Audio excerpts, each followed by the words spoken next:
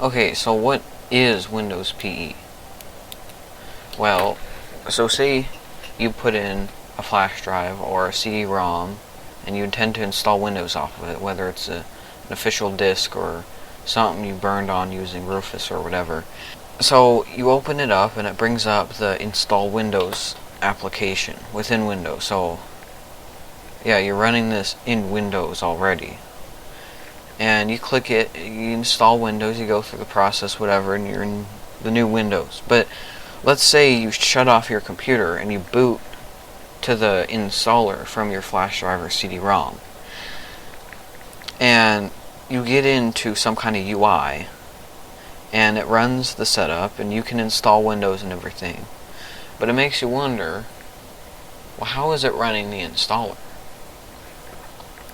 Well, you may be thinking, well, it can't be running this off of Windows because I'm booting this off of my flash drive. Is this running off of the BIOS? What is going on here? Well, Windows PE is going on here. So Windows PE is basically regular Windows, but they strip down the components. So it's this very bare bones operating system, and it's just enough of an operating system so you can run the Windows installer. So you're using Windows to install Windows. Now when I say strip down, I mean like I said, just enough to, install Windows and run some other diagnostic stuff. And so that means it has very limited graphics drivers, some networking capabilities, but you need third-party applications to get those working. Has no sound at all. It's missing a lot of DLL files and libraries and things like that full versions of Windows have. It has no .NET framework support. You can't run .msi installer files. So you're very limited as to what you can do on here.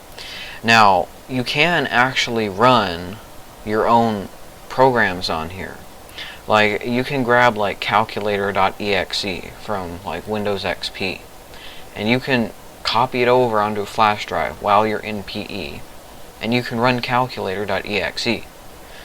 But the thing is that that's a standalone exe file, and it's very simple. But if you want to run something that requires other libraries, you're going to have to get those libraries from somewhere else and put them in manually.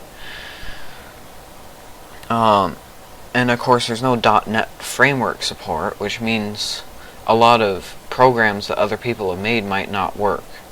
Some of them do, but it kind of depends on how they make them. But if they made them in like Visual Basic or Visual Studio or whatever, which you write it for .NET framework, it's not really going to work. And that's rather annoying. But you can run programs, and in fact I've gotten things like Google Chrome to work on here, because of course Google Chrome isn't standalone, it comes with other files, but I put Google Chrome and its other files in there, and I run it and it tells me I'm missing a DLL. So I go on a known working Windows 7 installation, I grab the DLL, I put it in Windows PE, and Google Chrome works fine. So things kind of work, but you're very limited as to what you can do. It's very bare bones Windows, but it's still Windows at its core. And also, so say you're installing Vista off of like a Vista disk, then the PE you're using is Windows Vista PE. Like, they take Windows Vista and strip it and dumb it down till it's lightweight. And same with 7. And so there are actually different versions of PE. They don't keep just the same one every new version of Windows. And most of them, they work the same. They're just newer versions. But some of them, like Windows XP's PE, kind of works a bit differently than Windows Vista 7, 8, 8.1, and 10. The same with Server 2003. I think for a lot of the server editions of Windows, they just use normal consumer version PE. Now, if you want to make your own operating system based off of PE, I mean, you could do it, and I have done it, and I'll get to that later in the video. But it's kind of a bit wishy-washy, because Microsoft makes it clear they don't want you using it as an operating system. And they say on their site that, like, this is not meant to be used as an operating system or for lightweight, thin PCs or whatever. And we have other products that already do that. And I mean, since it's so dumbed down, I mean, who would want to use it as an operating system anyway?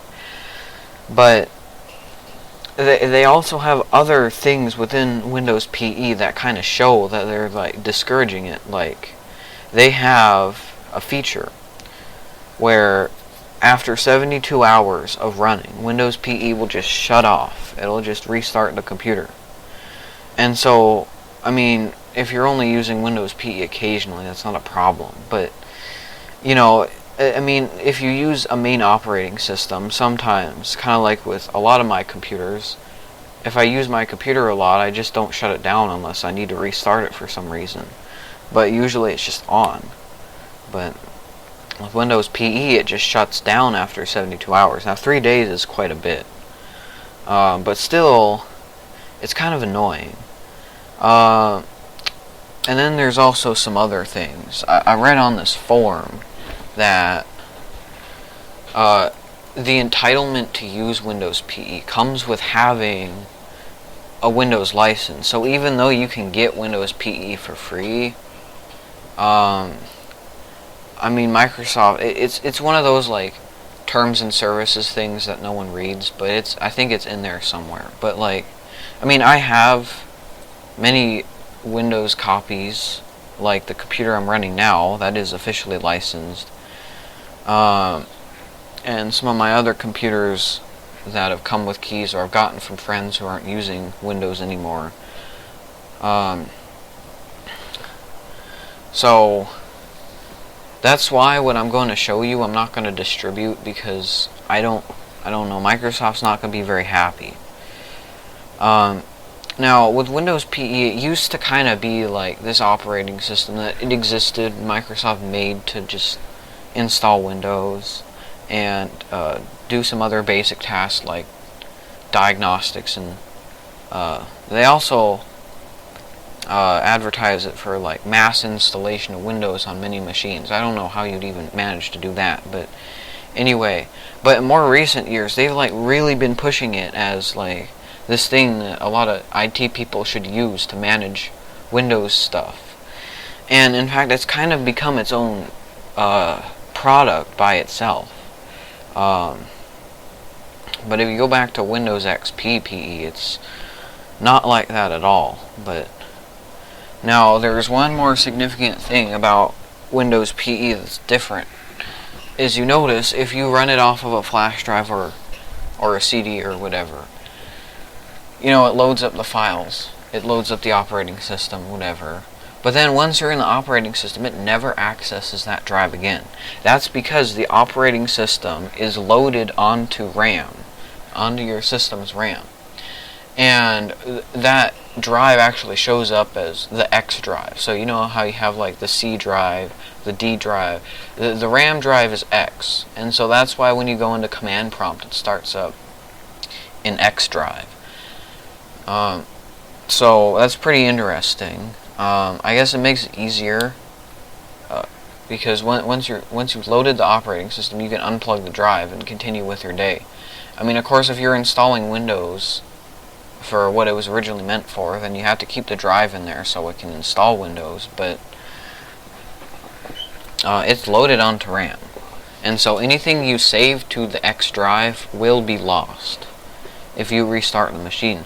And of course, I mean, eventually with the whole 72-hour thing, it will restart on its own. So, but it has support. You can plug in other drives and access them. I can go in command prompt and plug in a flash drive and go to the flash drive and use it.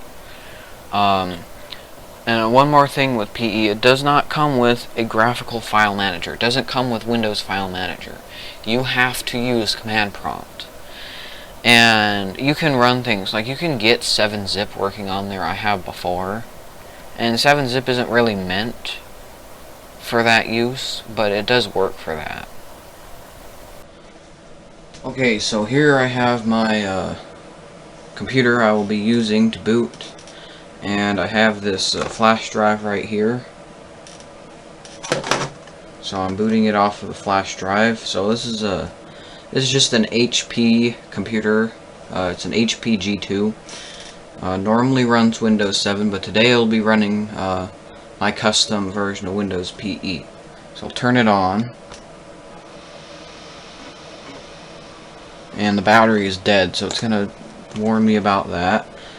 On HP computers, you have to press Escape to get into the menu, and then to select boot options, press F9. And then this top option is my flash drive.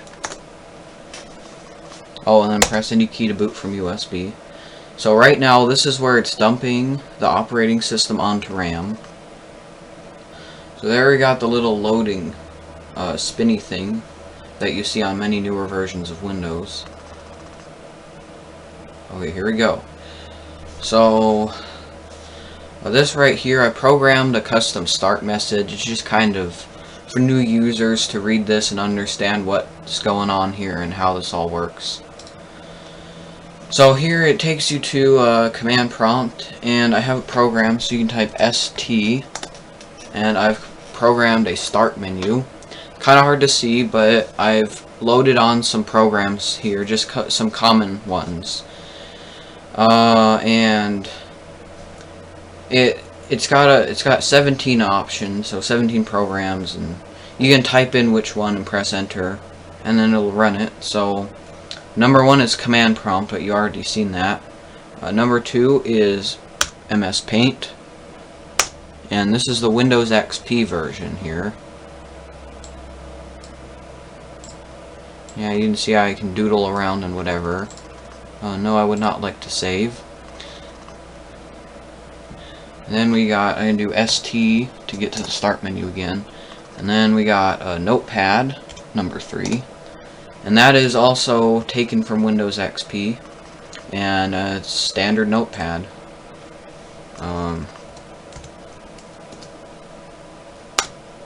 So number 4 is Calculator. And that is also from Windows XP. The new calculator looks quite a bit different.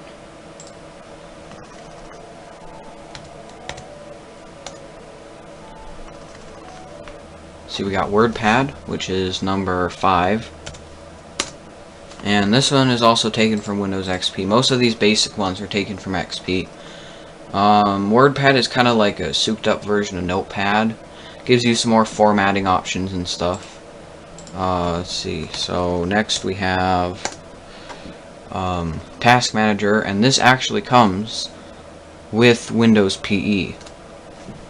And this is basically going to be your Windows 8.1 Task Manager, which is similar to the Windows 7 Task Manager. And you can see I've got my 2 CPU cores right here. Here's how much memory I'm using, and I'm using 553 megabytes out of the 3 gigabytes I've installed.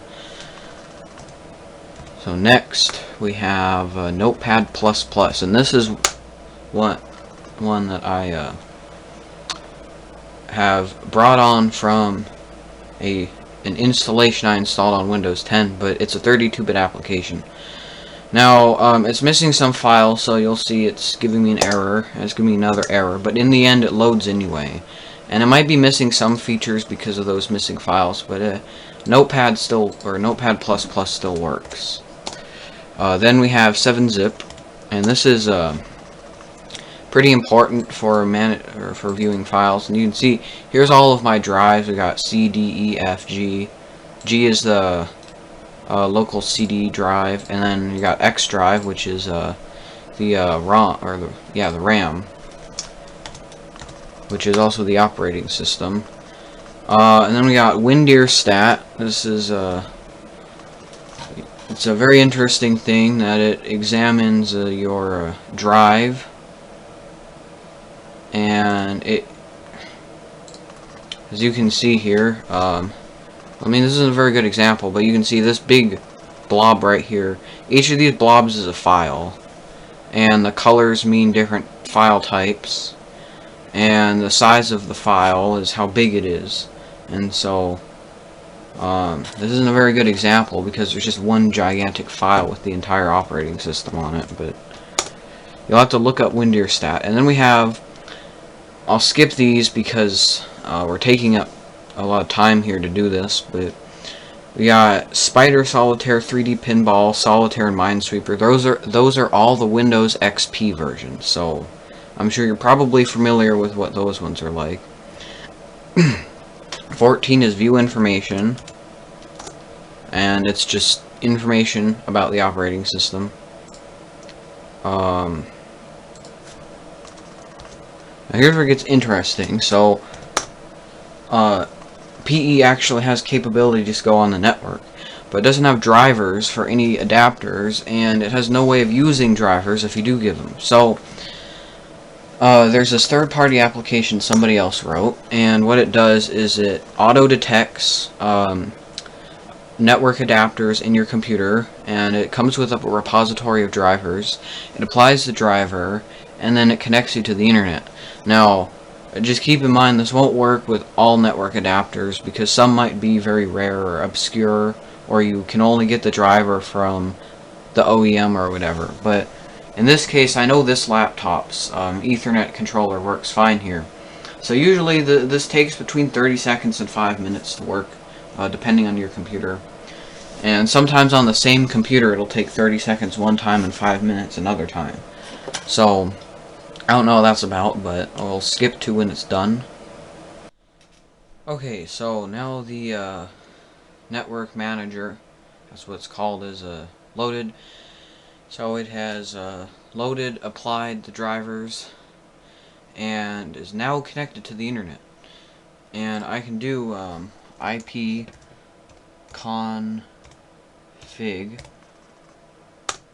there I have my local IP address, which on my network in this house is 192.168.10.136 in this case, but it changes sometimes. The router is in charge of assigning all of that.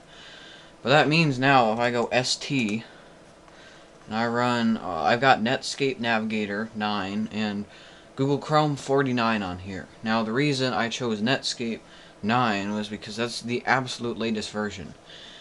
And before I had Google Chrome on here, I had Netscape as the main browser for this set of software. And unfortunately, Netscape, none of the versions support HTML5, so really basic network tasks you can do. But I was able to get Google Chrome 49, and I'd actually installed this on a Windows XP computer. And 49 is the latest version that will run on XP. Although I believe nowadays they're up to like Chrome 80 something, I don't know. But Google Chrome works on here. It's number 17.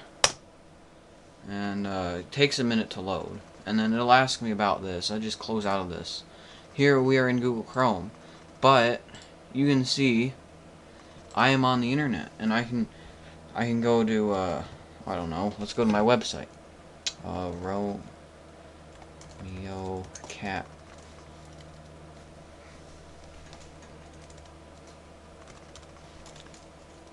.wix site.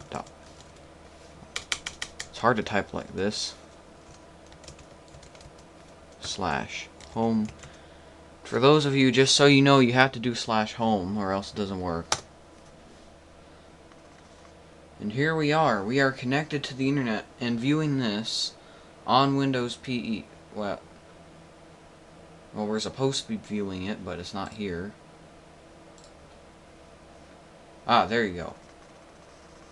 Okay, well, it's being dumb, but you can see it can connect to the internet. But what I really like about this is, since it's like still a modern version of Google Chrome, I can go to YouTube.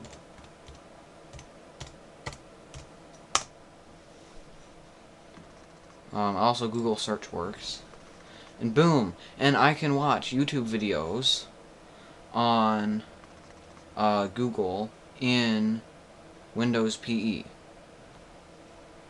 Well, let's see, let's find an 8-bit guy video.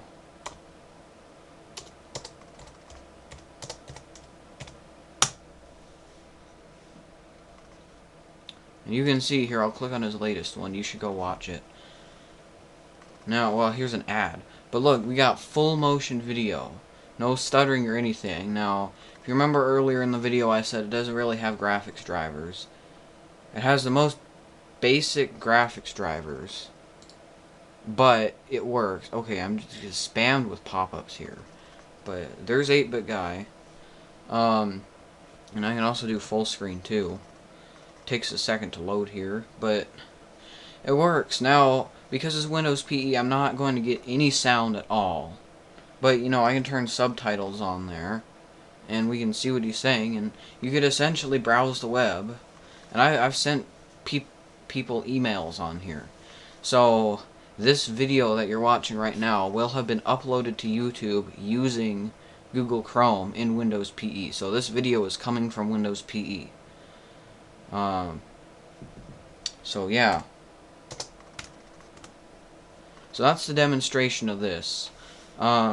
Just some more information. This version of Windows PE is based off of Windows PE for Windows 8.1, or this is essentially Windows 8.1.